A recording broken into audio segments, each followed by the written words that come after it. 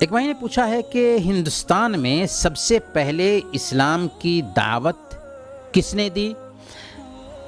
یا یہ کہہ سکتے ہیں کہ ہندوستان میں سب سے پہلے اسلام کب آیا؟ اللہ کے نبی صلی اللہ علیہ وسلم کی وفات کے 4 سال بعد حضرت عمر فاروق رضی اللہ تعالیٰ عنہ کے زمانے خلافت میں سن 15 ہجری میں اسلام ہندوستان پہنچ چکا تھا۔ اس وقت جبکہ حضرت عمر فاروق رضی اللہ تعالیٰ عنہ نے حضرت عثمان بن ابو العاص رضی اللہ تعالیٰ عنہ کو بحرین اور عمان کا والی مقرر کر کے بھیجا تھا، تو حضرت عثمان بن ابو العاص رضی اللہ تعالیٰ عنہ نے اپنے بھائی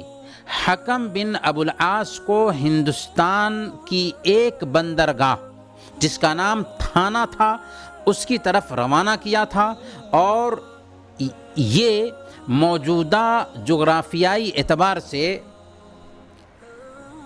بمبئی کے علاقے میں پڑتا ہے، یعنی تھانہ کا علاقہ بمبئی کا علاقہ پڑتا ہے۔ عصر حاضر کے مشہور مورخ محمد اسحاق بھٹی صاحب کے مطابق خطے بر صغیر میں 25 صحابہ کرام تشریف لائے ہیں۔ ظاہر ہے کہ جب انہوں نے ہندوستان میں قدم رکھا تو اسلام کی طرف انہوں نے اپنے قول سے اور اپنے فعل سے دعوت بھی دی۔ گویا ہندوستان میں سب سے پہلے دعوت صحابہ کرام کے ذریعہ آ چکی ہے۔ صحابہ کرام سب سے پہلے